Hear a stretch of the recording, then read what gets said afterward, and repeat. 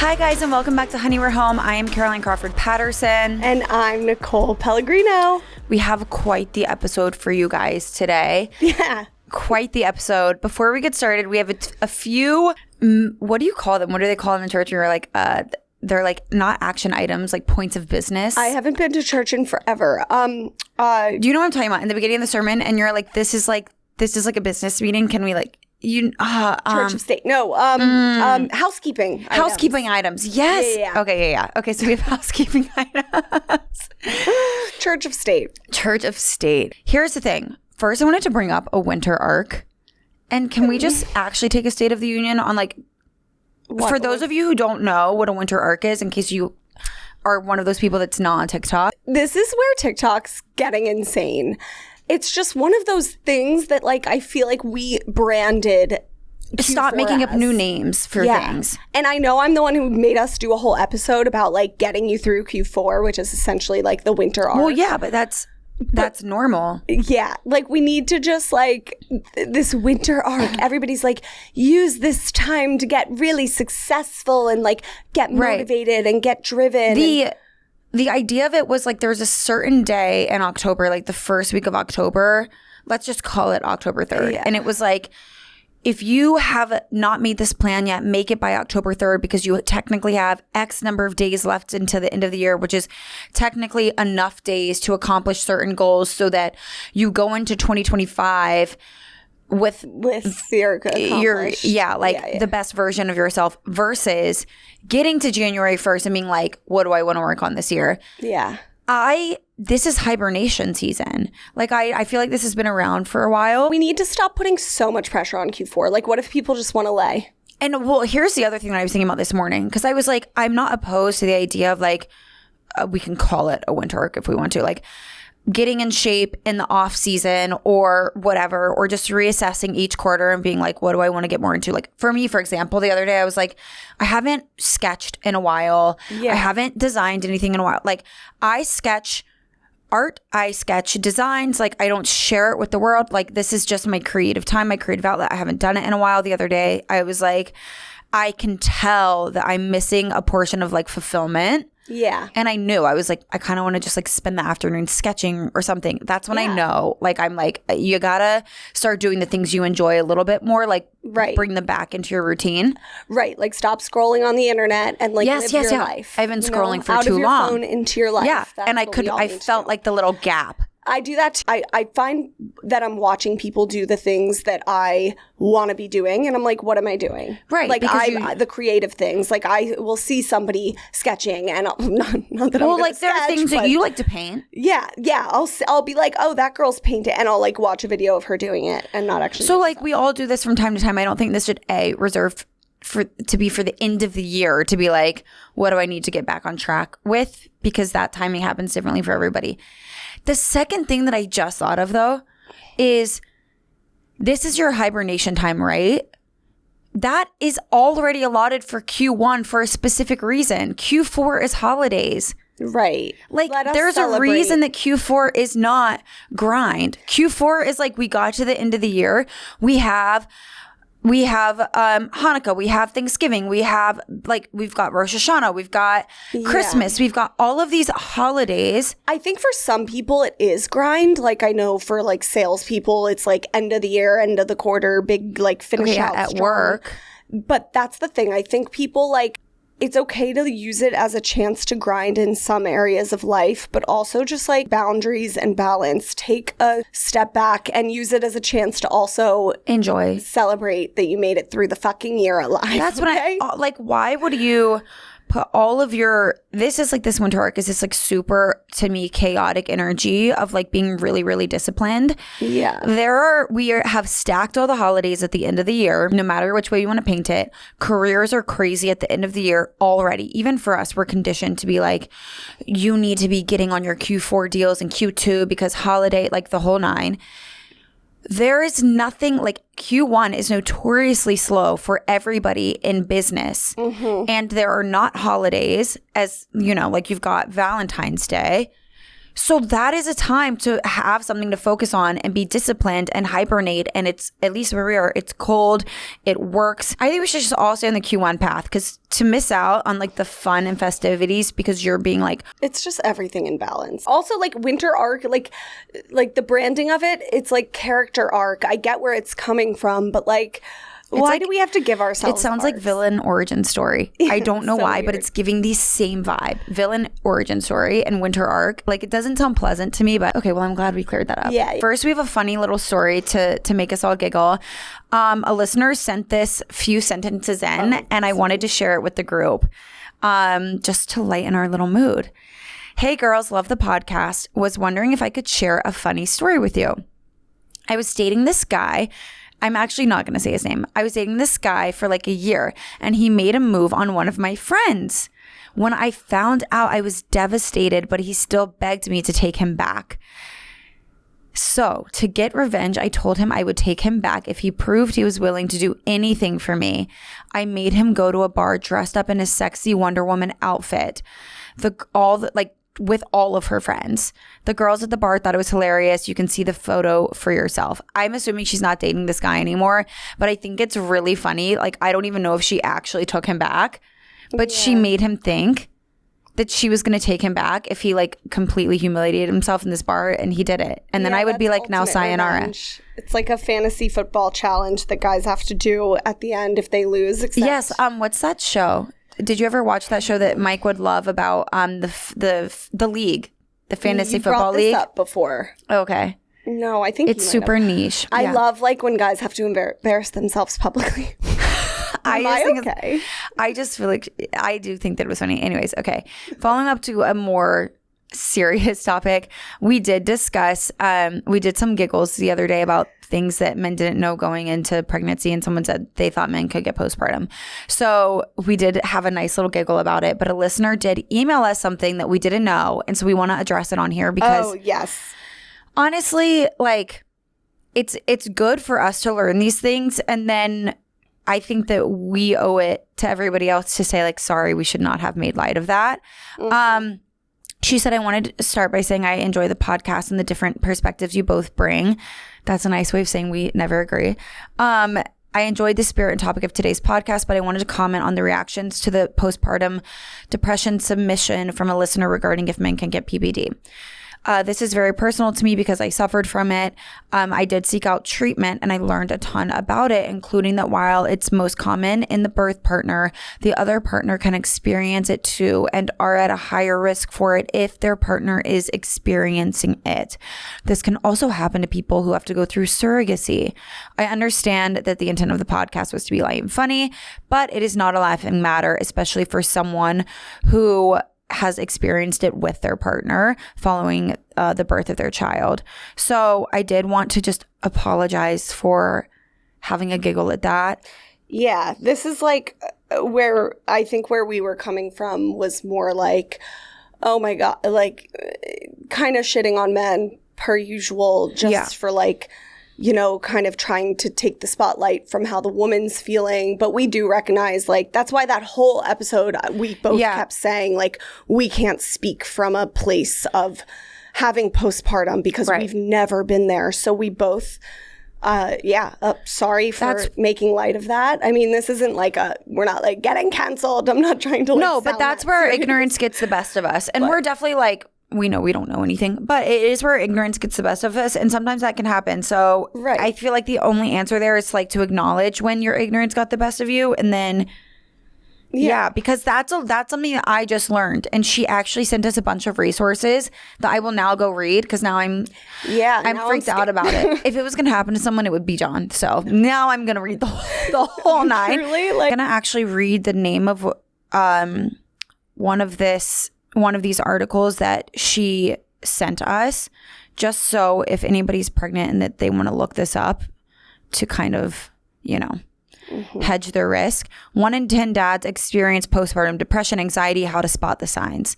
That is the name of the article. It is on UT Southwestern Medical Center. So it's utswmed.org. And the name of the article is 1 in 10 dads experience postpartum depression, anxiety, how to spot the signs. This is such a good learning lesson. We honestly probably all should read this, how to spot the signs. Yes. Okay. Homework. Okay. Okay. All right, Well, Nikki. if you guys haven't noticed, this whole, 10 minutes? I don't know. I've just kind of been sitting here like staring into the abyss. And I was like, I don't know if I'll get emotional or not. Listen, I'm probably going to get emotional. I do that when I talk. I might not, though. Sometimes I surprise myself. I'm acting like somebody died, and that's not the case. And you'll hear me do that a lot, too. No, it's okay. Like, just justify. Woo! Okay. Stop getting emotional. I'm also like, before I even get started, keep in mind, I'm running on such lack of sleep right now. My period's starting soon. So it's a recipe for disaster, but I do feel like this podcast is a safe space. Like, I had a consultation with a therapist yesterday, but until then, Did you like her? This podcast, yeah, I actually really liked her, and I'm picky. I know. Yeah, she was good. Yay. She was like firm and kind of serious. Which, Yeah, you need somebody like that. In my mind, I was like, oh, why is she so serious? Yeah. But then I was like, And I'm not Nicole, saying it's a therapist. She should be serious. I'm not saying like you need someone like that, but I need someone like that too. Yeah, like, that I need her to wrangle my ass. Yeah, that was really the only thing that worked for me. I feel like this podcast is a safe space. Talking to you is obviously a safe space. So I told you this morning, like, you had this whole beautiful little outline plan. We had emails to give advice on for you guys. We had fall recs. I texted you such a dramatic text. I said, what's your fall rec? Nikki said, to stay alive. I go, my fall rec is stay alive. And I told Caroline, I was like, I know we're recording right now, like this morning. I feel like I can't fully be my full self and like give advice to the listeners and like pretend to be happy and talk. Woo! And like, I just couldn't do that. I couldn't like just fake it. So I was like, I just feel like this is a time to, just I want to talk hold your hand, candidly. So I'll get to the fucking point. Yeah. So, but take your time. I don't even, and again, before I get to the fucking point, I've been going back and forth. Obviously, you guys have heard little teasers of like, I'm going to share stuff that's been going on in my life with you every week. And I've been going back and forth on like how to share. I wanted to gather a bunch of thoughts. I wanted to like be really organized. Do you want me to ask you questions? No. I'm just saying like, well, feel free. Yes. Feel free to ask questions like throughout. But we can just shoot the shit. But I'm just saying, like, no planning went into this. So if I'm a little all over the place, please forgive me. Yeah. Okay. So why don't you tell us tell us what you have been going through, like, simply. Okay. So right now we're going through IVF. So my hormones are fucking whack. Right. But yeah. So right now I'm not doing anything. Okay, so Mike and I have been going through IVF. We are in between right now. We just finished a cycle, and we are most likely going to start our second cycle. By the time you did one cycle.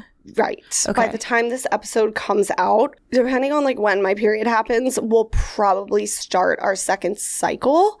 And mind you, when I say do IVF, I didn't know this before, but that means like going through the egg or embryo freezing process. Also, guys, throughout this discussion, disclaimer, if I do get any of the medical shit wrong, don't come for me because it is so much information and I'm not a doctor. So like, fact check me. And you're survival mode. So you're the patient. You're not. Yeah. So we are freezing eggs and we're freezing embryos.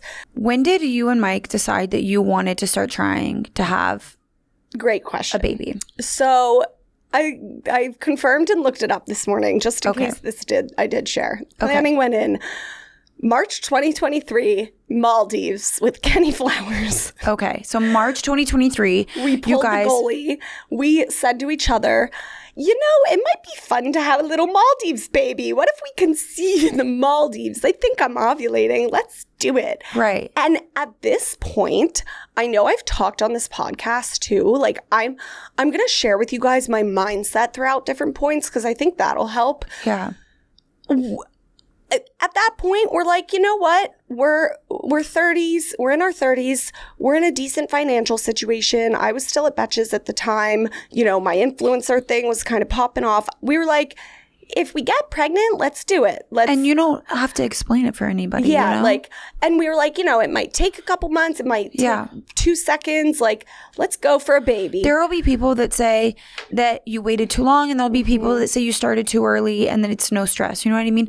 You can't win, so you don't have to justify wanting to build a family. Right. Well, and I think the reason I sound like I'm justifying it is because I've had such complex feelings about everything this whole time. Like, I know I want a family, obviously. Why am I like sitting here falling to that? Because I think it's a lot. I'm so tired. Holy fuck. Yeah. Okay, so I know I want a family. I've made that clear to everybody. And I just, like, obviously with Mike, and I've had complex feelings because, like, I've just always been like, but when exactly is right for me? Like, I'm not as far as in my career as I want to be. Other people might look from the outside and be like, oh, she is, but I'm just not. I haven't accomplished everything. But those are typical mom feelings that we've been having on this podcast. But, like, whatever. So March 2023, we pulled the goalie and we were like, let's have a Maldives baby. And didn't happen, obviously. And so, like, throughout March, April, May, June, throughout those next couple months, throughout the summer, you know, we were like, okay, let's still just, like, have fun with it. I think it's all hazy, but I think around this time, I have a slight recollection. I think it was around September of last year is when you had a feeling that you wanted you guys to get checked. And no, it was earlier. Because it wasn't far. And I think that this is, and you can talk to this about what that gut feeling was for you. Mm-hmm. And because I think that the advice you got was, you guys haven't really been trying that long. Just keep trying.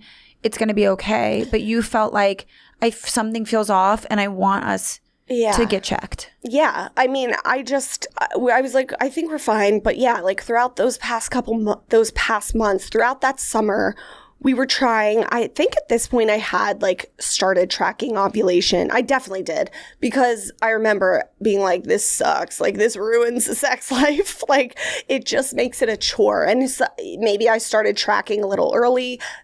Okay, it's all coming back to me. Yes. So I started tracking like within the first couple months, which like some people don't do. They just kind of like let it rip and have sex when you have sex. And if a baby comes, great.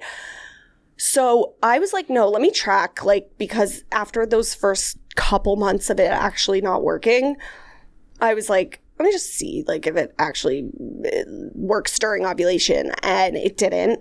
And then, yeah, in like August or September, I remember because I was at that Nicole Miller thing in the Hamptons with Christy, Party of Six. And she came on the podcast. She's been like, you know, praying for me. But I took a pregnancy test. Highly don't recommend doing this, by the way, with a bunch of my friends, new friends and old, in a bathroom in this mansion in the Hamptons at this party.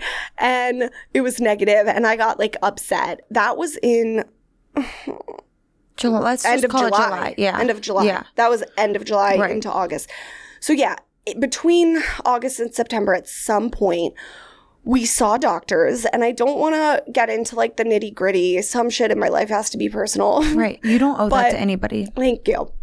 But yeah, basically we were told by our doctor and others that it was going to be really hard for us to conceive naturally. It's not impossible, but it's going to be a lot more difficult than people.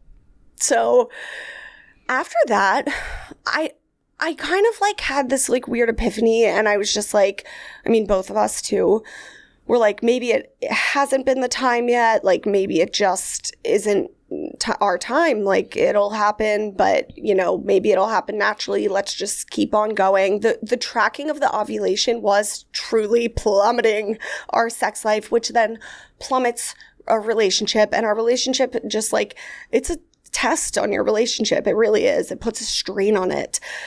And it just like makes things, again, not as fun, a chore. Point, you sort of stop with the ovulation tracking. Yeah. But you guys both start doing things to, like, under doctor advice, to increase your chances of getting pregnant naturally. Yeah, just to prime the bodies of natural. And listen, like, it's so hard. I'm a big holistic believer in, like, natural things. I think a cup of tea can solve world hunger.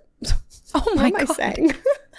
But you know what I mean? Like, I'm like, tea heals all. Like, I'm a natural person, but then again, I'm also surrounded by doctors. Right. And I also believe doctors. And it's so hard when, like, you do have doctors telling you the truth, which is that it's going to be tough. And it's hard to believe in the natural things, but, like, I'm always a trier of things. Like, I love people to death when they try to help with things. I'm not one of those people who's going to be like, oh, so-and-so tried to give me a helpful piece of advice. Fuck them. You know, like, the suggestions and stuff, like, that doesn't annoy me as much as you would think it would. But at some point, you're just like, all right, I got to do science. I've got to revert to science. Like, I'm not going to just, like, sit here hoping and praying for, like, I'm not going to sit here and hope for, like, a cup of mint tea to get me pregnant.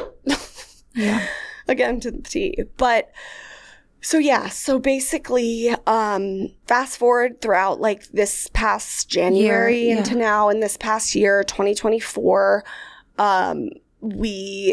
I bought this, like, Mira device that's supposed to really track super highly recommended. Yeah, definitely. Like, I've heard of people getting pregnant off of that when you're able to, like, really precisely track your ovulation, and that still didn't work. And again, with the random tears. And again, like, I think it's okay. I think the complex, like, me feeling guilty part of all this kind of is, like, I'm like, obviously we're trying, so yes, I want a baby, but at the same time, like, there's still something, like, in my mind kind of, like, holding me back, being like, well, maybe it isn't the right time yet. And then that makes me feel guilty because people who are going through IVF, like, are like, we want a baby and we want a baby fucking yesterday. And I think the hardest part for me has just been, like, the knowing that it's really hard for us naturally. So when we do really want to go yesterday, which these days feels like now sometimes, that's when I'm like, well, it sucks because it's going to be harder. But okay, so fast forward throughout the year, like, whatever, we're just like, is the guilt, like, a big thing that you're feeling? Yeah. I just, like, it's just complex feelings. Like, again, like, I just feel like, yeah, I mean, you talk to people, and, like, I think even our doctor, like, thinks we want a baby yesterday. And at one point, when we were talking to our doctor about, like, more seriously doing IVF, and she's great, by the way, she was like, Nicole, like, what's kind of holding you back? I sense some hesitation.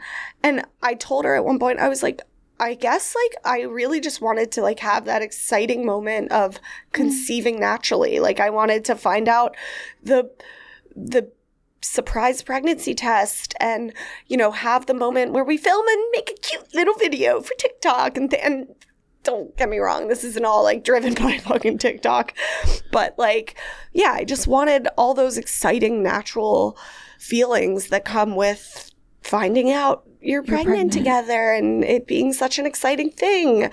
And I don't know, I just was like, also IVF is a process. Fast forward to now, what are we in, October? Yeah, let's say, when did you decide I think that you were ready to go in and seriously get the information about doing it? Good question. I think, I mean, earlier in the year and the summer. Before your trip to Spain. Yeah. Right? Before my trip to Spain, because at one point I was going to potentially do this in the middle of the summer, and my egg retrieval would have been right before my trip to Spain. So let's talk about that though, because when you got the information and you were like, I'm coming to terms with wanting to do this. Yeah. Even after you saw your doctor and you got all of the information and you got the medicine and the shots and everything, etc. Yeah, because I got the shots months ago. Right. There was an entirely different conversation that happened after that was, what's the right, now we need to choose the right time of year to do this. Yeah. And at that point, again, like there are some people out there who are desperate for a baby yesterday. And they're like, got the shots, doing it now when I can, when my next period rolls around. We're fortunate that like we are, quote, young. We have that time or whatever. So throughout the past couple of months, we were like, let's pick a good time, because truly this past summer, there was no good time. Right. Travel, we were running all over the place. There was always something that was like preventing us from doing it. And on top of it, like you get bloated and stuff in the summer. I was like, let's wait till the fall. Like, don't want to be going to Spain all post-egg retrieval-y. Right. So yeah, we were like, okay, we're home for a minute. It's the right time is the fall. Let's aim for then. And even then, like going in, we were like, do we push it back one more month? I forget why, but like, and then we were like, no, you know what? There's no time like the present. Let's let it rip in October. So it has taken a lot of planning. Yeah. It's beyond just the days of shots and retrieval and everything else. It's just. Well, and it's a whole like the egg stimulation, the follicle growing, the shots, the stimulations are like 10 to 14 days-ish. Again, don't quote me. It's all measured on how your body's growing the eggs. So literally, we have been in and out of the city going to our fertility clinic for... So when did you start? When did you officially start? August 2nd was our first day of October 2nd was our first day of stimulation. Stimulations, yeah. Okay. I remember because I've had these red nails the whole time. And so that's been crazy for you. Yeah, and today is October 23rd. So, yeah, I mean, it's such an exhausting process. We've been in and out of the city. Mike has driven me to every single appointment because he's the best. And he's been so amazing throughout all of this. But yeah, so we started stimulations October 2nd, in and out of the city. Everything was growing well. And what were you aiming to get? So that's the thing. Like our doctor was like purposefully vague. Again, it's all so much information, and I've learned so much throughout this. And I just want to say, like, we are so fortunate to even be able to be doing this, because so many people out there are in a position where they desperately want a baby again yesterday. Yeah. And they can't, and that breaks my heart. And they can't afford IVF, and they can't, that's just heartbreaking. And again, like, there are some people out there, sorry, I'm going off on a tangent now, not answering your question, but I will. I'll circle back. There's some people out there that are told by doctors that they are infertile. And I can't imagine how those people are feeling. And I'm so sorry if you're listening out there. And I know there's, things that you can do in terms of like building a family in other ways. But I'm so sorry to those people that are in, quote, worse positions than we are. But yeah, so where was I? What'd you ask? I asked, oh my God, I totally forgot. I asked, what was your goal going into the first round of IVF? And your doctor was being vague, but you did have a... That's the thing. Like, my doctor was never like, we want to get 20 eggs. Like, yeah. I just want as many healthy, my goal and Mike's goal, as many perfectly healthy embryos as possible, so that we can put them on ice and use the first one probably in the next couple months and have an embryo and build babies from these embryos. Right. So whether that's, 10, I do know our doctor recommended, first thing she asked is, how many kids do you guys want? We said as of right now, 3. Again, that might, I always recognize that might change when I have kids, but I've always had a dream of 3 kids, and Mike's dream is my dream. So love him to death for that. So yeah, we told her 2 to 3 kids. 3 kids. And she recommended, and doctors will recommend 2 to 3 embryos, healthy embryos per kid that you want. So that means like 6 to 9 healthy embryos. Again, preferably like 9, just in case. You never know if they won't stick or if they don't work or if they're not healthy. So this first cycle, again, started October 2nd. We kept going in and eggs were growing beautifully. I know my doctor had me on a high dose of the hormones, and I'll share, I've been filming myself taking these shots. I'll retroactively share. It's just like a process. But yeah, so we fast forward to retrieval, which was last Tuesday. Yeah. Mind you, this is why we were like laughing on the episode, because I had moved Saturday. Egg retrieval was Tuesday. We thought it was going to fall that weekend. And then Nikki's like, and Mike's getting a surgery. And that's what it was. And I said, are you guys okay? There's a lot going on. Are you crazy? It's all timing too. Like, time, the way timing's working out, it's just making us do like everything in our fucking lives at once, you know? So, yeah. So your retrieval was last Tuesday. Retrieval was Tuesday. Yeah. One thing I just want to say, I was terrified to start this process because TikTok, everything will be like, you're going to be so bloated. You're going to have acne like crazy. You're going to be hormonal. You're going to want to lay on the couch all day and not do anything. And yes, while that is the case, I'm sure for some people, I wasn't that bad on the hormones. Like, you guys would check in with me and I was like, yeah, I'm a hormonal crazy bitch, but that's the reg. I'm not. Yeah.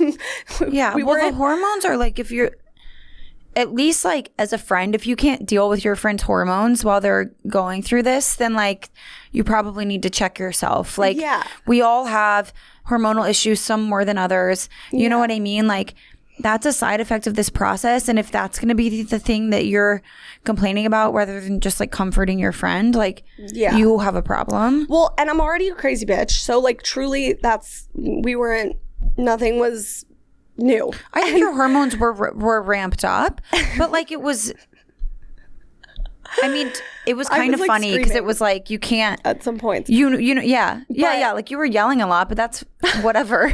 Like, I mean, it's, how are you going to be upset about that? How are you going to be, you know what I mean? Also, like, I don't know, like my skin did break out, which was such a buzzkill. You guys know, and in the grand scheme of things, you're like, Nicole, you want a baby? Like, why are you complaining about skin? Just let me complain, because skin is my thing. And I had just gotten my skin. I'm telling you, I healed from within. I told you guys, I got it to the perfect spot. My coconut cold, my sea moss gel was working its magic. And just disclaimer, everybody's been like, oh my God, why'd you go off spironolactone? Why'd you go off birth control? All this stuff. I went off fucking forever ago after our honeymoon because I was like, you can't conceive on this stuff. Yeah, this has been a long time coming. In the making. Yeah. Like, and also I just want to say, you don't have to defend what makes you upset. It's like a million little things. Yeah. Sometimes on a bad day, people who have no other reason to will start screaming, crying because we stubbed our toe, because it's just been a million things all day. Yeah. Like I think you're allowed to be upset that. Yeah. Like I've got to toot myself on the back, toot my horn, whatever the fucking saying is, because throughout all of this, everything we're going through, even like with the move, obviously that's a happy and a good thing, but like stressful, I've handled all this like a champ. Like I really have not dropped a ball throughout all of this. So like go me, because, and like go any woman who has to go through IVF, egg freezing, embryo freezing during anything in life, because even if you don't have other things going on, it's just, again, a process, and it's putting your body, it's literally gaslighting in your body into growing a bunch of follicles and eggs and pumping your body with hormones. Where are we on time? Okay. So you went in, your eggs were growing. You were having to go into the city every other morning, ultrasounds, the shots there in the morning and at night. Not all the time, but yes, it got to a point, like I forget however many days into it, you start the morning ones. So you're poked, you're bruised, you're prodded. That was like the worst part for me. One of the shots gave me like a rash every time I did it. Other than what that, about the one that like busted your blood vessel?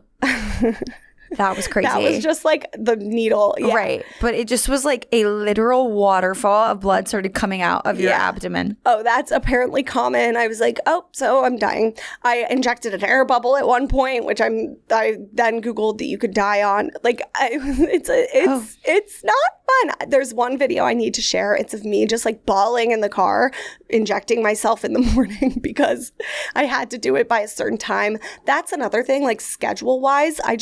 I had to say no to a lot. Like bridal fashion week, I was like, no, because I had to be home at this certain time to do my shots. It's a lot of mental and physical. Was it more than you thought it would be? Like all of it, all in together? It's a lot, but the mental load, that's maybe. why I also want to say, like, I don't know. It was like, I guess this first time, yes and no. Like, yes, but also I was like, whatever. Like, I was like, ooh, we're going through IVF. Like, in a little way, it was like exciting, and I felt lucky and fortunate to be able to do it. So, whatever. And we were like learning together and like doing the shots together and whatnot. So, it was like almost like a weird, fucked up bonding experience between like a trauma bond. Yeah. Yeah. And so, like, I don't know, whatever. And it's cool. You're like, your body can do this. So, basically, fast forward to past week, we get news from our doctor like 7 days ago that after the egg retrieval last week, they got 15 eggs for me. We find out 12 were mature. Mike gave a sperm sample that day. We find out 9 of them fertilized, which this is all like, quote, pretty good, according to the doctors in my life. Also, special shout out to my sister-in-law, Navi, who has been my absolute lifeline and savior throughout this. Our lifeline and savior. And my brother, Chris. Like, she's an OBGYN. You guys have heard me talk about her. She's been so helpful. We need to have her on the podcast. We've been waiting until I share this news to have her on. She is just, I'm going to cry talking about her. She explains things better than any doctor I've ever met, and she breaks it down in such a way that's so digestible and so positive at the same time while also being realistic. So, just got to give her a shout out. So she was telling me, like, she was helping me be optimistic. Like, those numbers are great. You guys have, like, good numbers. However, we were told by her and our doctor, like, that you can expect some drop off. Fast forward to the day 5 blastocyst, which is like, I don't fucking know, honestly. When they Is this grow the more. genetic testing, or they have to grow? No, so we are going to do genetic testing. Not every couple does that, but we just want to because we want to make sure the embryos are perfectly healthy that we would eventually transfer. Yeah, so that's happening right now with the first batch. So let me just get to that. But day 5 blastocyst is like a mile marker, basically, that the embryos keep growing till, and if they like, it's for them to measure if they're like growing to a certain point, and they're going to be able to be sent off for testing. So basically, we had from that 9 fertilized, we got the news yesterday. That's why I'm all shooken up. That 3 made it, which people we've told in our lives and stuff are like, 3, great. There's them 3 kids. And that could be the case. Who knows? Maybe we'd be really lucky and have 3 good embryos. Again, this is all if they make it past the genetic testing and past that. But it's just so not what we wanted, and so not as much as I thought and we thought. We've been very optimistic throughout the process until literally like yesterday. And is that a higher percentage of drop off than they like advised you on, like between 9 fertilized to the 3 made it? Like that's we wanted a third made it to blast. Yeah, it's lower. So we wanted like 4 to 5. We wanted news of 4 to 5 embryos yesterday based on like the numbers thus far. Right. And the person on the phone that told us the news was like, the other ones grew horribly. Used the words grow horribly. It wasn't our doctor. And I was just like, the fuck? Sometimes these fertility clinics, the bedside are manner insane. situation is a little rough these days. Sometimes, and ours, like, we did a lot of research. Mike, bless his heart, is the one who, like, found this one for us, and they've been amazing so far, so I don't want to make it sound, it's NYU lingo, and if anybody's wondering, I don't want to make it sound like, yeah, they're not doing great, because we love our doctor, but this random person on the phone that told us the news, we were like, oh God, okay, don't phrase it like that. Grew horribly. That was like so insensitive. I was like, ah! That's like literally so rude. And so, yeah, so we, 3 just wasn't what we wanted. I think yesterday was the first time that I had this fear that my dream of having 3 kids could potentially not come true. And I know that it's still possible. And now, like, I just, like, was really scared and frustrated yesterday. And so was Mike. And yeah, so that's where we are. And again, I know it could be worse. Worst case scenario is we get no embryos or we, again, like, it could be way worse. So again, to those of you out there that it is way worse, I'm so sorry. And the reason, like, I think it is important to share about this and talk about this is because so many people are facing this right now. And I mean, I saw it when we moved. I, like, started randomly telling all of our neighbors that we'd run into. This is what I do. Like, I was like, you know, we're going through IVF. Like, when I, like, right after meeting somebody, this is why I was like, all right, I need to talk about it publicly on the podcast, because I'm just telling random people on the street. And it's so funny because when I would tell people on the street, they would respond, like, half of them were like, oh my God, you know, my second one is an IVF baby. Or we've been, this one couple, we've been going through IVF and none of our transfers have taken. And it's just like, I feel so bad for everybody who's going through it and not talking about it or doesn't have anybody. Oh, and on top of all of this, literally, no one in your life is more fertile than when you are struggling with fertility. I swear to God, not that I want anyone in my life to go through anything I've felt these past fucking almost 2 years, but there are a lot of people in your life getting pregnant. A lot of people in my life are getting pregnant. Mazel tov. I'm not even Jewish, but I don't even think that's how you say it. I'm so serious. But they are able to get pregnant. The people in my life are able to get pregnant in 3 seconds. And it's best friends, it's siblings, it's in-laws, it's family members. And then, like, I do have people in my life who, you know, are also going through horrible miscarriages, which I cannot imagine. And I feel so awful for them. But, like, there was a really funny story. Long story short, when Mike and I landed in London, I was coming from Spain, he was coming from States. We met. My flight right before this was turmoil. I almost died. I was like, you know, there's no time like then to really decide you want a baby. So I land with my life alive. The flight almost went down. I'm telling you, the turbulence was so bad. I'm like, I think, you know, we are really ready. We're going to start IVF. I'm feeling optimistic of the future. This was like in August. This was right after your trip to Mallorca. Yeah. This was straight from Spain. Yeah.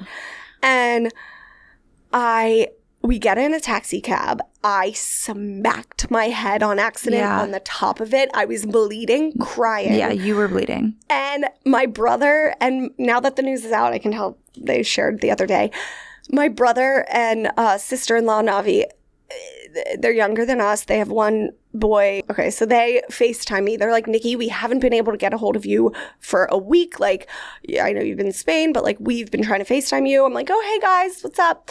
All of a sudden, I hear my little nephew, JJ, go, big brother. And I'm like, oh, my goodness. Mike and I look at each other. I'm holding a coffee cup. I death grip on it. I'm like, yay, so happy for you guys. And then Mike turns to me. And I don't want to share this person's personal news because they ended up actually it not working out early on, which is so fucking awful. But at the time, he turned to me and was like, someone else is also just told me they're pregnant yesterday too.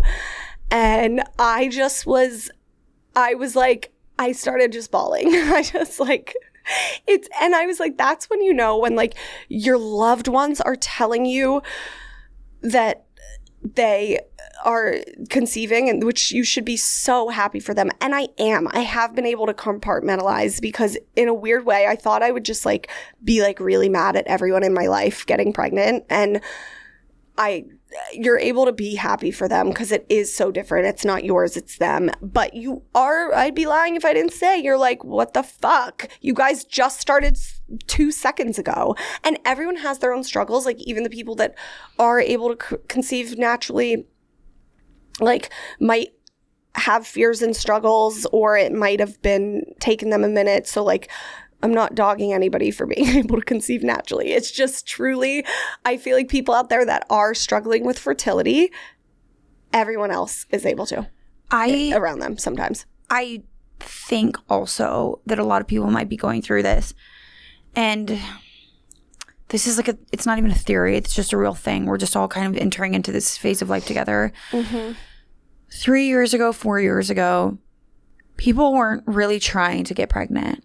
So a lot of our friends that were getting pregnant, even if it was intentional, it was a little flippant. Like it was kind of like for example, one of my friends that was the first to have a baby. She was like, well, we just decided we would pull the goalie, and then the next week we were like pregnant. You know what I mean? So I think 3 or 4 years ago, your friends that were getting pregnant, it was because, you know, things just happened so quickly. There was such a small subset of people that were even trying. Yeah. So in that subset, if people didn't try immediately, or if they didn't get pregnant immediately, even when trying, they didn't share with us because we were so young that there was no concern for them to see a doctor, because they weren't really serious about needing to be pregnant. They didn't have that time clock. They didn't have the internal like spiral of this year goes by and what does this mean for next year and the rest. So there were lesser people sharing their pregnancies with us, you know, and if they were, there was a higher chance that it was a small subset of people that did get pregnant quickly. And now we're just surrounded by people where we are in that phase of life where most people are entering wanting to have a baby. And so you've got more people that are struggling, and you've got more people that get pregnant in a normal timeline. Let's call that 3 to 6 months. And you've got more people that are getting pregnant faster. So it is a lot of like, that feels like more people are getting pregnant around you. That's the thing. Like, like everybody, we're at that point where people are family planning in our 30s and it looks different for everybody, and it's probably extremely difficult. Well, and then of course you have like that friend who's like late 30s and magically gets pregnant off 2 seconds. And again, happy for everybody who's getting pregnant, but I'm also allowed to feel well. And like our parents back in the day, I feel like all like magically got pregnant. Like, okay, that's a very generalized statement. I'm sure some people struggle. Okay, well, no, I don't think they did. And I think that's why we have this podcast, is because just like all the even conversations and I have with my mother-in-law is like, she's just starting to share stuff that she never, ever shared about it as much. When she's sharing stuff with me, and when my mom shares stuff with me, and when other women share stuff, they're not telling me that it was just easier for women to handle back then.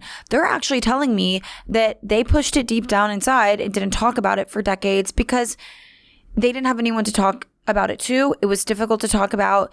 There weren't a lot of resources, and it was so hard to go through that they just had to like push it down. And now it's starting to come back up, and now they're just dealing with it. So like, I do think that that's the importance of anything in today's day and age of discussing it, because we cannot control life, but I don't wish delayed healing on anybody. I don't. It just helps. Like it already feels helpful to talk about it. I know this isn't out in the world yet, but will be. Do you feel better when you this tell is so people? sick, but or like if someone says, oh, but this baby was IVF, or like I'm going through it too, it's like you don't want them to struggle as well, but it makes you feel like it's not you or your fault or your body's problem. Our doctor was amazing and graciously shared with us that her 3, this keeps me going too, like her 3 babies are all IVF. And so that's like, I think at one point I was like, just that's when I was super hesitant about IVF. She was like, well, my 3 are, just like casually. Yeah. And that's the thing. Like when I started sharing with neighbors and stuff, they were like, oh, so-and-so is. And I was like, oh my God, they're a lot more common than we think, especially now. Right. And especially with the internet now that people can share about it. And I just like, I saw in people when I would tell somebody in person, I saw like a look in their eye of just feeling less alone. And that's truly like why I'm like, okay, it's time for me to talk about it. Like I have a platform. That's why like you see these influencers that like, it's almost like a fucking blessing in disguise because they're able to like make people feel less alone. That's the whole point. I'm like that. I owe that. I guess like, and I feel guilty for not sharing with you guys. And I know I do like a variety of content, and I guess like I could have shared right when we were like back last year. I could have shared this a long time ago, and I feel guilty for not sharing our That's struggles. That's not fair to yourself. That's the thing. I was like, why would you say that to yourself? I just was like, I don't want it to dictate my content. I don't want to be. Everything's not about content. Like you're a human. Yeah, and I also. I know earlier in this episode I said, like, I don't get annoyed by people's suggestions, but anyone going through fertility struggles can relate to the fact that, like, it does get, like, people trying to help sometimes it's, like, laughable and it does get annoying. I know I'm contradicting myself, but I remember, like, the best is people being like, have you tried just like relaxing? And especially when you're told by literal doctors that relaxing's not going to work. Like, well, that's, yeah. I know we're jumping around, but like people will, and again, like everyone's human. That's why I don't fault people for like doing their best to try to help. But yeah, I guess I just like didn't share because I didn't want those kind of suggestions, and I don't regret not sharing sooner. But I do, my hope is that like talking about this can help people relate, and what better place to talk about it than here on this podcast? Because truly, I know there's probably many of you out there that are going through this and, or something similar. And yeah, I just like feel like it's a safe space. Now in the process, just to give you guys a current state, now that this is out there, I might start actually sharing more and talking about it. Like, might also not. Like, I don't want it to, like, consume who I am. I am more than this. You know what I mean? Like, yeah. So, you share what helps you thing. And not anything more. Yeah, that's the thing. Even though everybody asks me about babies every 5 seconds. But, again, I don't fault them on that either because I shared my whole fucking wedding. So I just like, I get why people want to ask about babies. And they're just excited for me. But also it's like, I understand that sometimes sharing in totality comes with its benefits of support, especially like if you're online. Mm-hmm. But one thing I really believe is like there is a give and take, and it is not worth it if it's going to take more than you can give. And so if there's a lot of power in going through something and then sharing it. I know that that's not as well received like on the internet if you're going to come from like a content perspective, because it's more relatable to share things as you go through them and But like if you look at the mental health toll that it takes on those individuals, even after everybody's consumed your content and they've moved on, the mental health toll it takes on those individuals is really huge. And I argue, like, is that worth it? Like, was that worth it? Like, if you couldn't have like been so successful in sharing that content, but you could have saved your own healing process and your own mental health, and you could have had a better relationship with whatever was going on, would you have chosen that route instead? Like, not, right. At the end of the day, like, yeah, you've got to protect your own peace, whatever that means. Thanks for sharing with us. So what are you doing now? Yeah, so now it's Thursday. Right? Wednesday. Yeah. It's Wednesday. Oh, it's Wednesday, yeah. It is Wednesday. Now I think we're going to jump right into a second cycle because there's research shows that it can potentially have additive effects if you do a back-to-back cycle. And I've talked to multiple people who have gotten a lot more embryos successfully and eggs frozen their second round. So gonna go into another. I guess as soon as my period starts. Again, we have to like call the doctor and make sure it's all lined up. I don't even have the medicine ready or anything like that. So that's on the to-do list for later today, among many other things. But yeah, I'll be jumping into another and praying for just like more embryos that are like healthy and good. Like I'll feel really good if we have a good solid number that can pretty much guarantee us 3 eventual healthy babies.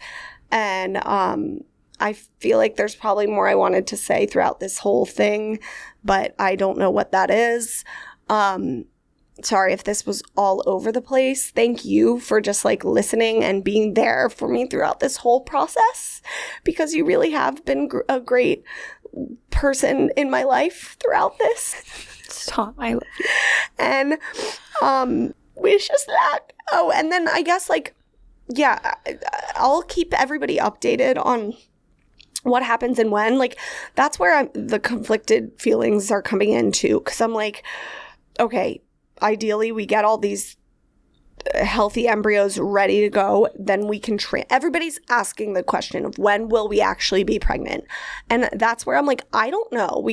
I can't give anybody, including myself, an answer on that, because I mean, again, we'd be happy at any point. I will probably do it sooner than later, but also you never know what could happen. Like you're separating doing what's right for you guys and your future family from your like current desire. Yes. So those two things can exist separately. Yeah. Well, and I don't know. I probably will. Like I do but want. Maybe just get through this and then. That's the thing. Like why you don't have to decide that just so you can give us an answer. Yeah. That's not true. And when you get the news that it's going to be like borderline impossible for you guys to conceive naturally together, like that's when you just want to be able to guarantee that one day you will be able to make that family happen. So that's what I'm trying to do. I'm trying right now. Next step is guaranteeing. Okay. So keep you guys posted on the guarantee. We love you. Love you. You're doing this all so strongly, and you don't, have to. Thank you. I wish you would cry more. I don't like to see you cry. It actually makes me cry, which took me by surprise. I know. I'm not somebody that like cries because other people cry, but when you cry, it makes me cry. Yeah. Yeah, I don't like it. but you don't let yourself feel all the time, so. That's the thing. Well, like, I didn't think I was going to get emotional in this conversation, but I'm running on 5 seconds of sleep. Yeah. That's another symptom of IVF. Apparently, it fucks up with your sleep. Really? But it's really, like, don't, for anybody about to go through it. You're already an insomniac. Yeah. That's like, terrible, For anyone about to go through it, know that you're fortunate to be able to, and it's not as bad as the internet makes it look. But it also, like, is okay if it's bad for you, then, like... Yeah. Support system. Yeah. The first thing I said when I woke up from my egg retrieval was, I'm gluten-free, and I don't remember saying that. She did text that to us. She said, I just told them I'm gluten-free. It's really funny. Okay, but yeah, feel free to ask questions. Here's the thing, too. Like, you just said you're sure that there's a lot more that you wanted to say. You just don't know what that is. I feel like it's... Think about it, write it down, and at any point that you just like want to share something. Yeah. I think now it's like an open door. Yeah. Yeah, like this won't be the last time we ever speak of this. Yeah, there's a lot of things. It's like when you compartmentalize the parts of your life that you aren't ready to share as you're going through them, you sort of push it down rather than like having the escape to be able to say it to everybody. And now that door is open, those things might start to sneak back out and sneak back in. And maybe it'll feel a little freeing for you to be in conversation and be able to reference like an experience or a feeling that you had that you don't have to tell yourself like, but I can't share that. Yeah. Yeah. So I hope that those things I pretty much fucking told everybody on the podcast before this. I feel like there were teasers. There were signs. Yeah. There, on that note, this episode's been long. Okay. Okay, guys. I'm we sweating. love you. Nikki, we really love you too. I'm sweating. Yeah. Okay. We're going to let Nikki take a nap or something because it's been a long week. But we love you guys. Happen. And we will see you next week. Woo!